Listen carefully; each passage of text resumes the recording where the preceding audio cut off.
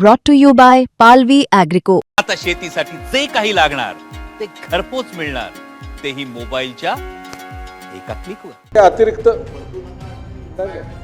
Track बदलत नाही, ठाम बोललो ना, त्याच्यावर ठाम आहे आपण.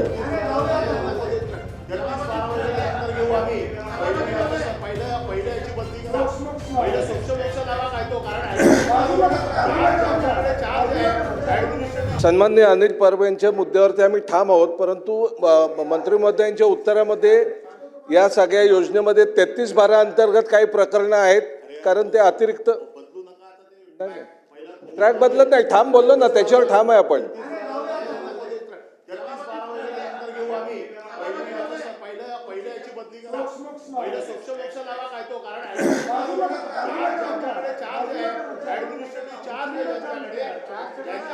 अनिल परब या लक्षवेधी संदर्भात आपण अंतिम काय ते लक्षवेधी राखून ठेवा. आमचं काय म्हणणं नाही, लक्षवेधी राखून ठेवा. आपण बोला, लक्षवेधी राखून ठेवा. आपण बोला ना, आपलं काय म्हणणं आहे. माझं हेच म्हणणं आहे सभापती महोदय, मंत्री महोदयांचं म्हणणं असं आहे की एखाद्या वरिष्ठ अधिकाऱ्यांच्या माध्यमातून आम्ही लावतो, आम्हाला मान्य आहे वरिष्ठ अधिकाऱ्यांच्या.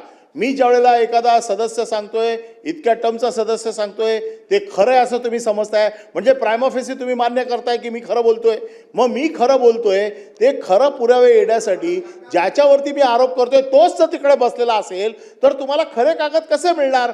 हे सगळे फॅब्रिकेटेड कागद आहेत. ते पुन्हा ज्या वेळेला जातील त्याची चौकशी काय होणार, कागदपत्र बघणार, तपासणार, जाब जबाब घेणार.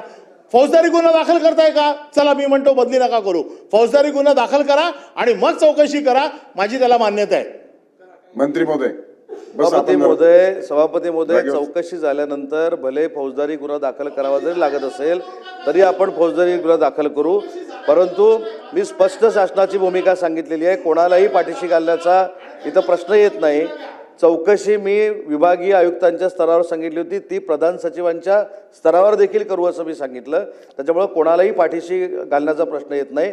आणि जी व्यक्ती ज्याचा उल्लेख नामोल्लेख या ठिकाणी परब साहेबांनी केलेला आहे तो त्या प्रकरणामध्ये हस्तक्षेप करणार नाही, ही देखील दक्षता घेतली जाईल.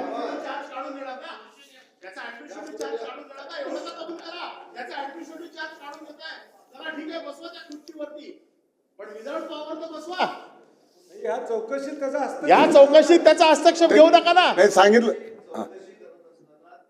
संदर्भामधले कुठचेही कागदपत्र त्यामध्ये ते हस्तक्षेप करणार नाहीत. तेवढ्या पुरता जो काही चार्ज आहे तो त्यांचा काढून घेण्यात येईल. ओके.